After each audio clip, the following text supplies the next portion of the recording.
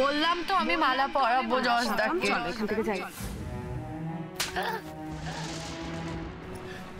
তুমি আমাকে মারলে কেন জজদা? দূর হয়ে যাও আমার চোখের সামনে, এক্ষুনি দূর হয়ে যাও বলে দিচ্ছি। দিদি ভাই নিয়ে যা কিন্তু ওকে।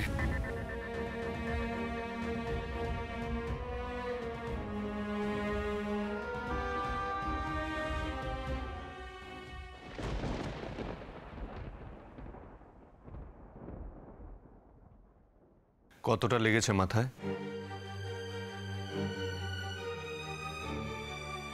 ডাক্তার হিসেবে আমাকে ইগনোর করার সাহস হলো কি করে তোমার? একটা প্রশ্ন করেছি তো তোমাকে। সব প্রশ্নের না উত্তর হয় না। মানুষের পছন্দ অপছন্দটা নিজের, তার উপরে জোর খাটানো যায় না। আজকে জোর খাটানো যায় না। আজকে রাহুলদার মতন ভালো ডাক্তার তোমার কাছে আর কেউ নেই। আর একদিন কি মনে হয়েছিল যে আমার মতন ভালো ডাক্তার আর কেউ হতে পারে না, তাই না? মানুষের তো চিন্তা ভাবনা বদলায়, আমারও বদলেছে। এতে এত রিয়াক্ট করার তো কিছু নেই। হ্যাঁ, সে তো দেখতেই পাচ্ছি, বুঝতেও পারছি মানুষ বদলায়। আমি এটা কোনো মতেই বিশ্বাস করতে রাজি নই যে তুমি কালকে এক গ্লাস শরবত আর এক গ্লাস ড্রিঙ্কসের মধ্যে তফাৎটা বুঝতে পারোনি, পার্থক্যটা বোঝোনি। অ্যাটলিস্ট একবার খাওয়ার পর তো তুমি বুঝতে পারতে, সেটাও বোঝোনি। তা না হলে কালকে ওরকম এক্সেস লিমিট ছাড়িয়ে খেয়ে ওরকম মাতলামি করতে না তুমি। কালকের জন্য আমি তোমার কাছে ক্ষমা চাইছি। তুমি যদি বলো আমি তোমার বউয়ের কাছে গিয়েও ক্ষমা চাইতে পারবো। হ্যাঁ, ক্ষমা তো চাইতেই হবে রোহিণীর কাছে, ক্ষমা তো চাইতেই হবে। কারণ তুমি যে মেস আপটা করেছো সেটা ওর বাড়িতে গিয়ে করেছো, তাই ওর কাছে তোমার ক্ষমা চাইতেই হবে। আমার শরীরটা ভালো নেই, না হলে আমি এক্ষুনি যেতাম। বাহ, সব কথা বলতে পারছো, নিজেকে জাস্টিফাই করতে পারছো, প্রত্যেকটা প্রশ্নের উত্তর দিতে পারছো, আর উঠে গিয়ে রোহিণীর কাছে ক্ষমা চাইতে পারছো না।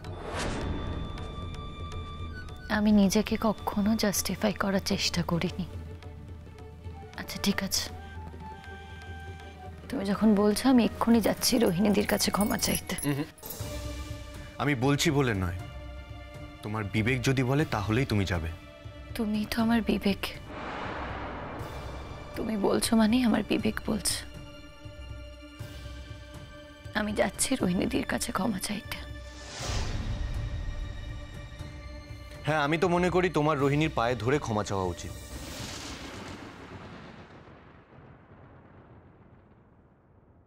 তাই চাইবো, তুমি যদি খুশি হও। আমার খুশির তো এখানে কিছু নেই। তোমার মনে হয় না যে যেই অন্যায়টা তুমি করেছো তার জন্য তোমার? আমার খুশির জন্য। তোমাকে খুশি করাটাই আমার জীবনের সব থেকে বড় খুশি হওয়া। তাই তুমি যা চাইবে তাই হোক। আরেকটা কথা, রোহিণীকে যখন আমি বিয়েটা করেই ফেলেছি তখন আর ওকে আমি অস্বীকার করতে পারবো না। এ কথা আমি তোমাকে কখন বললাম জস্তা? তুমি রোহিণীদিকে অস্বীকার? আমার কথা এখনো কমপ্লিট হয়নি। Let me finish first. বলো। আমি রোহিণীকে নিয়ে সুখী হতে চাই, সুখে থাকতে চাই। তেমনই তো কথা। তোমরা স্বামী স্ত্রী ভালোবেসে বিয়ে করেছ, তোমরা তো সুখী থাকবেই। তুমি আমাদের সুখে কখনো বিঘ্ন ঘটাতে আসবে না। জস্তা, আর যাই বলো এই কথাটা বলো না। আমি কিন্তু তোমার কাছে যাইনি, তুমি এসেছো আমার কাছে। বারবার কেন আসো তুমি আমার কাছে? কারণ তোমাকে আমার কয়েকটা কথা বলার আছে, তার জন্যই এসেছি। দেখো, এখন তোমাকে রোহিণী যেভাবে বলবে সেভাবে এই বাড়িতে থাকতে হবে। এখন যখন রোহিণী বিয়ে করে এই বাড়িতে চলে এসেছে তখন আমার উপরও ওর কিছুটা কন্ট্রোল থাকবে। আমি ওর অমতে কিছু করব না, ওর ইচ্ছের বিরুদ্ধে আমি কিছু করব না। আর ও তোমাকে যেভাবে বলবে ঠিক সেভাবেই তোমাকে চলতে হবে। তুমি চাইলে কিন্তু আমি এ বাড়ি থেকে চলে যেতেও পারি। হ্যাঁ, সে তো থাকতে পারবেই। এখন রাহুলদা আছে না, তোমার জন্য একটা বাড়ির ব্যবস্থা করে দেবে। বারবার তুমি রাহুলদার নাম তুলে কি ইঙ্গিত করছো আমি সত্যিই জানি না। রাহুলদা আমার দাদার মতো। রাখো তো তোমার ওসব দাদা টাদার কথা। এনিওয়েজ, আমার কথা বলা শেষ হয়ে গেছে। একদিন আমি তোমায় ছেড়ে প্রতিজ্ঞা করেছিলাম, তোমায় ছেড়ে আমি কখনো কোথাও যাব না। তুমি যদি সত্যিই চাও আমি এই বাড়ি ছেড়ে চলে যাই, তুমি শুধু আমাকে একবার বলো। আমি তো বলে দিলাম অলরেডি। রোহিণী যা বলবে সেটাই হবে এখন। আমি তোমার কথা জানতে চেয়েছি জস্তা। আমি কিন্তু তোমাকে ছুঁয়ে শপথ করেছিলাম, রোহিণী দিকে না। শপথ যদি করে থাকো তাহলে সেই শপথটা রক্ষা করার দায়িত্ব তোমার। কিন্তু এই বাড়িতে কিভাবে থাকবে সেটা ঠিক করে দেবে রোহিণী। বেশ, তাই হবে জস্তা। তুমি আমাকে যতদিন না পর্যন্ত বলবে আমি এই বাড়িতেই থাকবো, আর রোহিণী দি আমায় যেমন ভাবে বলবে আমি ঠিক তেমন ভাবেই চলবো। তুমি চিন্তা করো না জস্তা, আমি এক্ষুনি নিচে যাচ্ছি রোহিণীদির পায়ে ধরে ক্ষমা চাইতে। এতে তুমি সুখী হবে তো? আমার সুখী হওয়ার তো কিছু নেই এখানে। আমার সুখী হওয়ার কিচ্ছু নেই। অন্যায়টা তুমি করেছো, আর তার প্রতিকারও তোমাকেই করতে হবে।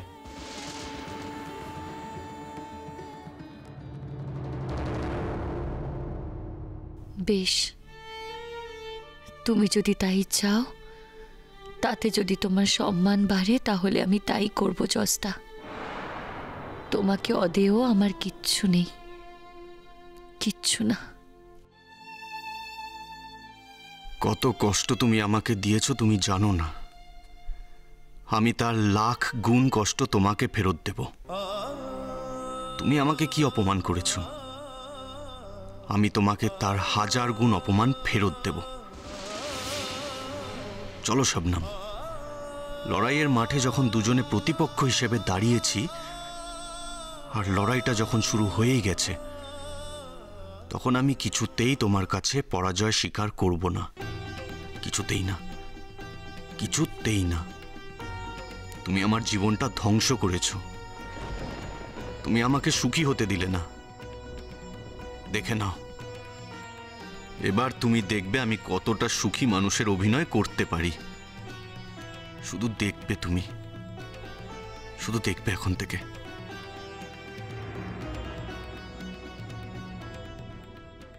রোহিণী, কিছু খাবে? মুখটা তো শুকিয়ে গেছে।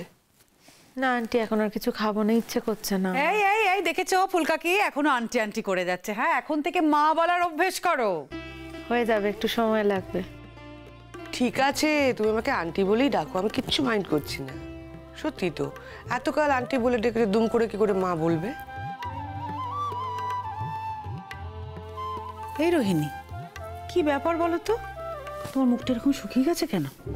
মনটা ভালো লাগছে না গো। রোহিণী শোনো, কি কি মন খারাপ করে কি করবে? হ্যাঁ, মনটাকে ভালো করার চেষ্টা করো। আরে বাবা, যশ যে দুদিনে কতটা বদলেছে সেটা তুমি একবার খেয়াল করোনি? দূর, বাদ দাও তো। ও আদৌ সত্যি সত্যি কতটা বদলেছে কে জানে। বদলেছে, আমার ছেলেকে আমি চিনি। নাহলে ওকে ওভাবে মারতে পারতো? আন্টি, শাবনামের যখন মাথাটা ফেটে গেল তুমি দেখেছো? সবার আগে কিন্তু যশই দৌড়ে গেছিল, রাহুল দা অত করে বললো, শুনলো। তারপর কি হলো? তারপর যেটা হলো সেটা শাবনাম বলেছে বলে হয়েছে, শাবনাম চেয়েছে বলে হয়েছে। সেটা যদি না থাকতো তখন দেখতে যশই সবার আগে দৌড়ে গেছে। না না রোহিণী, দেখো, একবারে সবটা ঘুরে যাবে এরকমটা তুমি মনে করো না। তবে এটাও ঠিক, একটু বদল হয়েছে কিন্তু যশের। এই এই একদম চিন্তা করো না তো। আর একটা কথা রোহিণী, তুমি তুমি একবারও যশকে এটা বলোনি যে কালকের ওই ঘটনার জন্য তোমাকে তোমার বাপের বাড়িতে কতটা অপমানিত হতে হয়েছে, যশের মুখ কতটা ছোট হয়েছে, সেটা একবার বলোনি কেন? বলছি তো, বলেই চলেছে, এই তো তোমরা আসার আগে অবধি ওই নিয়েই কথা হচ্ছিল আমাদের। বারবার বলবে, বারবার বলবে। হ্যাঁ, কালকের ওই ঘটনার জন্য কতটা অপমানিত হয়েছে সেটা বারবার বোঝাবে, বলবে। যশকে কিছুতেই কালকের দিনটা ভুলতে দেবে না। দেখো রোহিণী, কথায় কথায় ওকে এটা শোনাতে হবে। ওই মেয়ের অনেক গন্ডগোল ধরা পড়বে, বুঝবে। হিরে ফেলে কাঁচের দিকে ছুটেছিল, আমরা সবাই মিলে ওকে হীরের কাছে ফিরিয়ে এনেছি। হ্যাঁ, যশ কি বলেছে জানো আমাকে? বলছে শাবনাম তোর পায়ে ধরে ক্ষমা চাইবে, আমি শাবনামকে তাই বলেছি, এটাই হবে। আরে বাস রোহিণী, সত্যি তাই? এই খবরটা এতক্ষণ বলনি কেন? কে জানে ও এটা মন থেকে বললো না রাগ করে বললো, কি করে বুঝবো বলো তো? আমার মাথায় ঢুকছে না। আমার তুমি মুখের কথাটাই ধরো না, আবার মনের ভেতরে ঢুকতে চাইছো কেন? বললে না কেন হ্যাঁ ক্ষমা চাও? চুপ করেই তো ছিলাম, যা বোঝারও বুঝেই গেছে।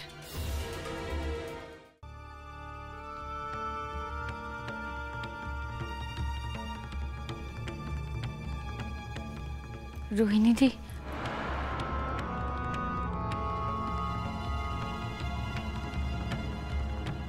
তুমি এখানে কি ব্যাপার?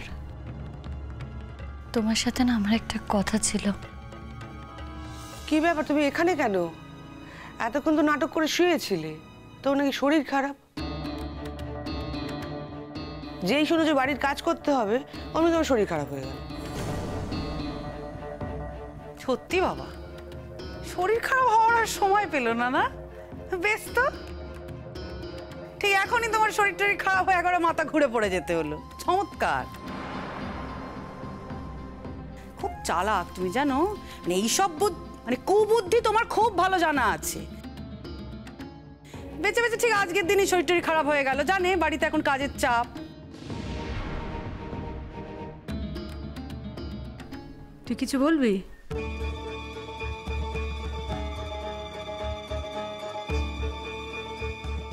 শবনমকে আমি তোর কাছে আসতে বলেছি। আমার ঘরে এখন কেন? ও যে এই অন্যায়টা করেছে তার জন্য ওকে ক্ষমা চাইতে হবে না? হ্যাঁ রোহিণীদি, আমি তোমার কাছে ক্ষমা চাইতে এসেছি।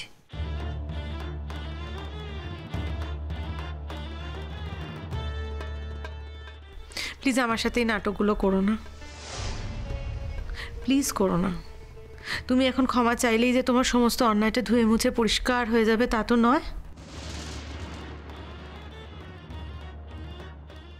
তোমার জন্য, তোমার অ্যাক্টিভিটির জন্য আমার কতটা অসম্মানিত হতে হয়েছে, কতটা লজ্জায় মাথা কাটা গেছে, সে বোধ তোমার আছে? Do you have any idea Shabnam? এক একজন লোক এক এক রকমের কমেন্ট পাস করেছে, তোমায় তো সেগুলো শুনতে হয়নি।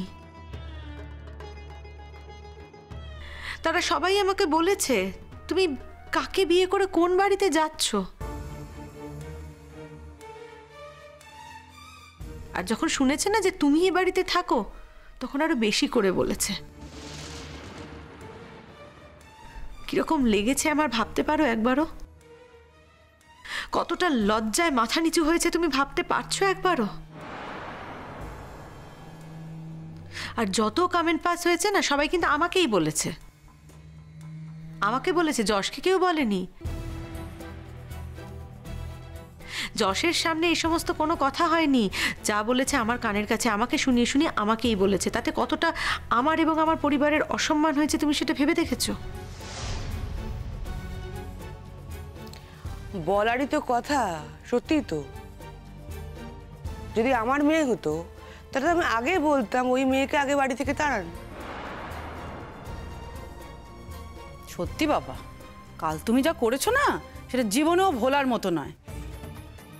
ছি ছি ছি ছি, যা তা একেবারে। তুমি যতই ভালো কাজ করো, বুঝলে শবনম, ওই দিনটা কিন্তু আর ফিরে আসবে না। আমি জানি রোহিণীদি, সব অন্যায়ের ক্ষমা হয় না, কিন্তু আমি তাও তোমার কাছে ক্ষমা চাইতে এসেছি। আর একটা কথা বলবো তোমাকে, আমাকে যারা ওসব দিয়েছে না তারা কিন্তু খুব ভালো করেই জানতো, জানো তো, যে আমি জানি না ওগুলো কি।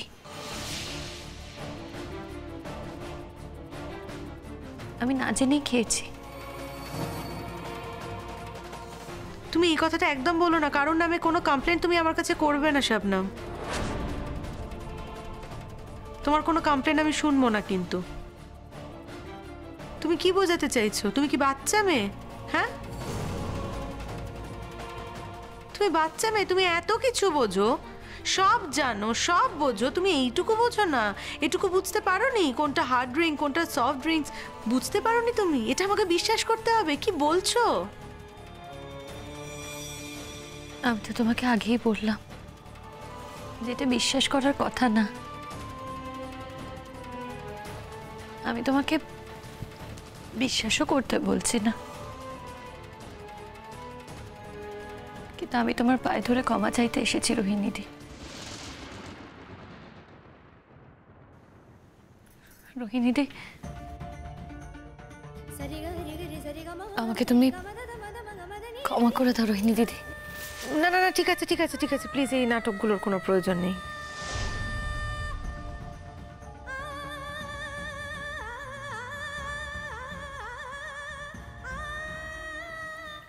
কি হলো? কেন করলি এটা তুই? পাটা সরিয়ে নিলি কেন রোহিণী? ওর তো তোর পা ধরে ক্ষমা চাওয়া উচিত, সেটাই করতে এসেছে ওইখানে, তাহলে তুই পাটা সরিয়ে নিলি কেন? এনিওয়েজ, আরেকটা কথা আমি ওকে খুব পরিষ্কার করে বলে দিয়েছি রোহিণী,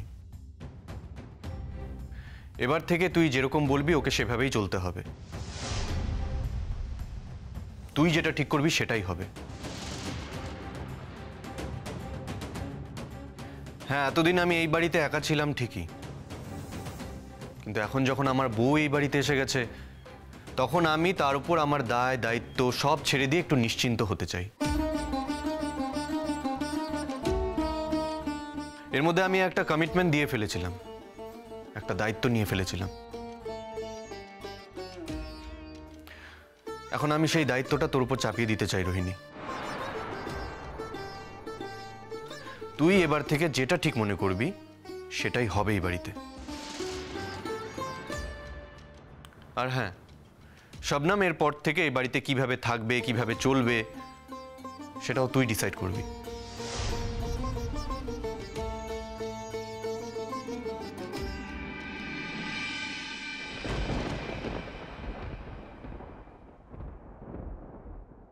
রোহিণীদি,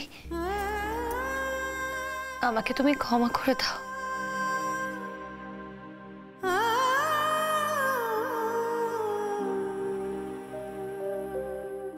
ঠিক হয়েছে, আমার পায়ে তোমার চোখের জল পড়ছে শেষ পর্যন্ত। অনেক জ্বালিয়েছ আমাকে, দেখো না এবার তোমাকে আমি কতটা জ্বালাই। একটা একটা করে সব দান শোধ করব। শেষ পর্যন্ত আমার ছেলের যে সুবুদ্ধির উদয় হয়েছে তাতে আমি সত্যি খুব খুশি। আসলে আমি জানতাম মোহ বেশি দিন থাকেই না, থাকতে পারে না। যেটা থাকে সেটা হচ্ছে প্রেম আর সত্যিকারের ভালোবাসা। ঠিকই তো ফুলকাকি, সত্যি তো যশ, তুমি কতদিন ধরে রোহিণীকে ভালোবেসেছো বলো? কত বছরের সম্পর্ক তোমাদের। সেই রোহিণী আজ তোমার বাড়ির বউ, তাকে তুমি অগ্নি সাক্ষী করে বাড়িতে নিয়ে এসছো যশ। এখন তো রোহিণীর থেকে অন্য কিছু দামি জিনিস তোমার কাছে হতেই পারে না। শবনম, ওকে তুমি আশ্রয় দিয়েছো ভাই, একদিনও নিজের পায়ে দাঁড়িয়ে যাবে, এখান থেকে চলে যাবে। তাই বলে অন্য কারোর জন্য নিজেদের সম্পর্ককে, না না যশ, এটা। তবে একটা কথা তুমি ঠিকই বলেছো, এখন থেকে রোহিণী ডিসাইড করবে যে শবনম এই বাড়িতে কিভাবে থাকবে।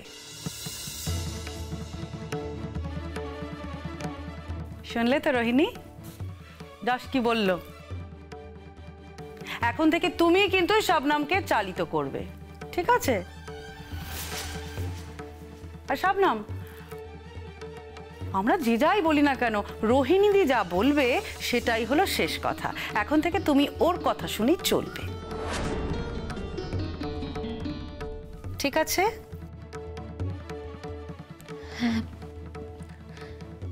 এবার থেকে রোহিণীদি যেমন ভাবে বলবে আমি তেমন ভাবেই চলবো।